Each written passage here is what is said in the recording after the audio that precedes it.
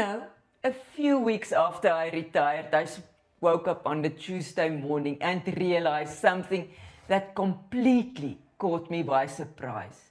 For the first time in more than 30 years, there was nowhere I had to be. No alarm clock, no meetings, no overflowing inbox, no list of people waiting for me to solve their problems, just silence. I made myself a cup of coffee, walked into the garden and simply stood there. It should have felt wonderful. After all, this was what I've worked towards for decades. The freedom, the time, no deadlines. But instead of feeling excited, I felt strangely unsettled. Not because I missed my work, I missed knowing who I was. For so many years, my identity had been wrapped up in what I did. I was busy, needed, reliable, responsible.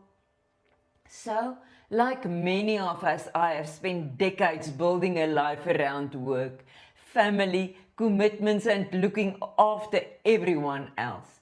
And standing there in my garden that morning, one quiet question found its way into my mind.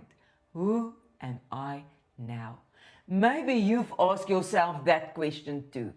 Perhaps not after retirement, perhaps after the children left home, after losing someone you loved, after receiving a difficult diagnosis, or simply after waking up one ordinary morning and realizing life is moving much faster than it used to.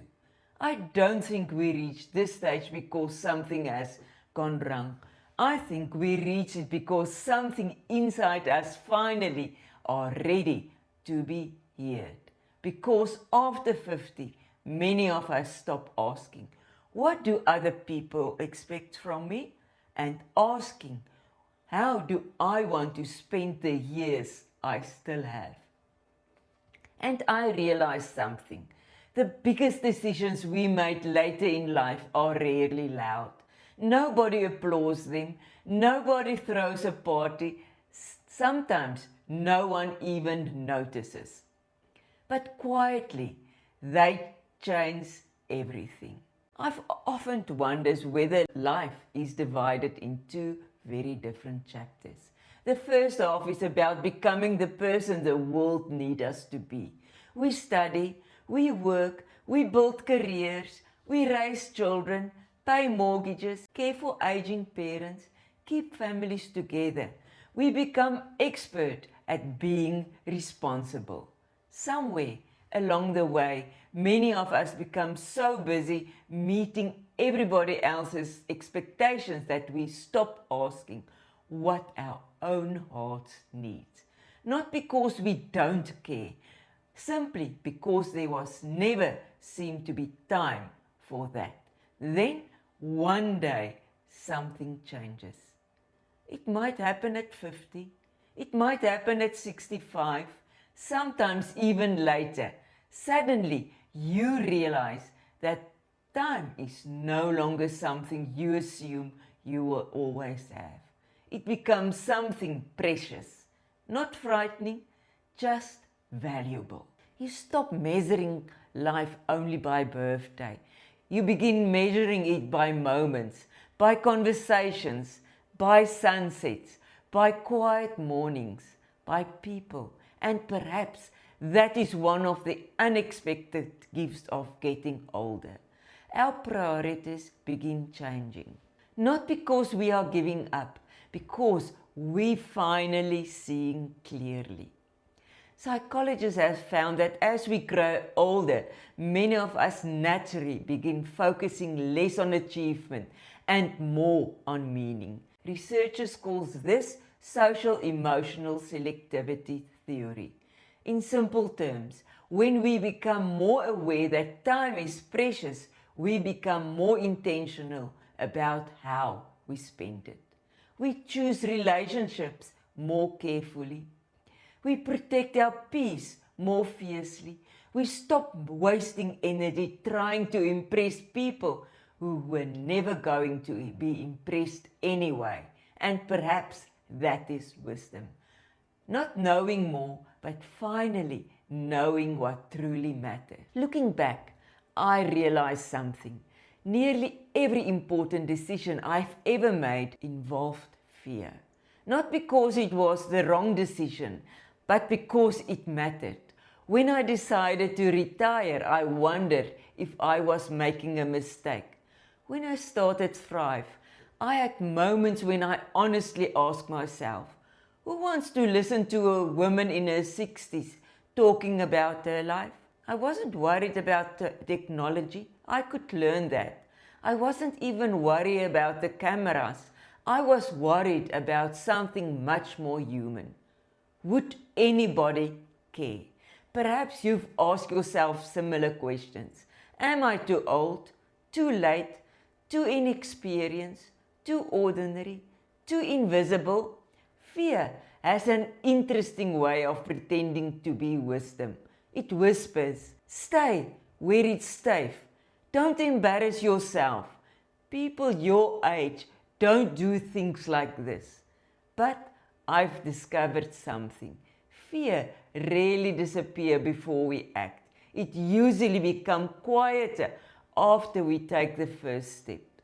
That first step is almost never comfortable, but neither is spending the rest of our life wondering, what if I try? Here is something I've learned. The biggest decisions in our lives are rarely the dramatic ones. They don't usually begin with selling the house, moving to another country, starting a new business, or climbing Mount Kilimanjaro. No, the biggest decisions often begin so quietly that nobody else even notices. They begin with a sentence we whisper to ourselves. I can't keep on living like this, or perhaps I deserve better than merely getting through each day. Sometimes it is, I want to feel alive again. Everything changes the moment you stop asking, what am I expected to do? And start asking, what kind of life do I still want to create? That question can be frightening, but honestly, once you ask it, you can't pretend you never heard it. You know, when I decided to retire, people congratulate me. They spoke about all the free time I would have, the slower mornings, the holiday, the chance to relax, and they were right.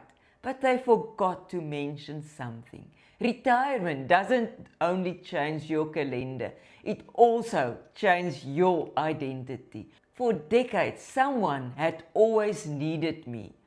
There were deadlines to meet, problems to solve, people to help, and then, almost overnight, that chapter closed.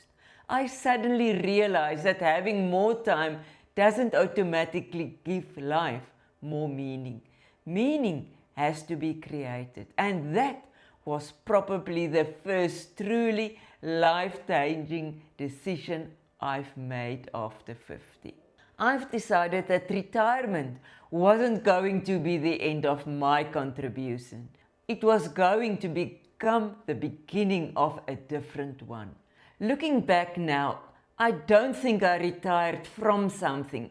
I think I retired towards something, towards purpose, towards freedom, towards becoming the person I hadn't had time to become before.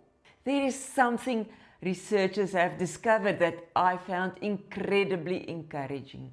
Psychologists have found that people who continue learning, creating, volunteering, building relationships, or finding a new sense of purpose after retirement generally report greater life satisfaction and better emotional well-being. The reason isn't simply that they stay busy. It is because purpose gives our day direction. Our brains thrive when we continue to learn. Our hearts thrive when we continue to belong. And our lives flourish when we know that regardless of our age, we still have something meaningful to contribute. Perhaps that's why I don't really like the word retirement. It sounds as though life is winding down. I prefer to think of it as a season of reinvention. Can I confess something? When I first started Thrive, I had absolutely no idea whether anyone would watch. I wasn't an influencer. I wasn't famous. I wasn't 25. I don't know at all the latest technology. I was simply a woman with a growing conviction that getting older deserves a different conversation. A more hopeful conversation based on science, on experience, on kindness, on possibility. There were days I questioned myself. Who am I to do this? What if nobody watches? What if I make a mistake? And then I realized something. Those questions weren't really about YouTube. They were about courage. Because courage isn't the absence of self-doubt. It is deciding that your purpose matters more than your fear. And if I waited until I felt completely confident, Thrive would have never existed. Sometimes confidence doesn't come from the first step. Sometimes it quietly walks beside us. Only after we started moving. Remember, the life you want is often waiting on the other side of one decision you've been postponing. Thank you for watching. Keep on thriving.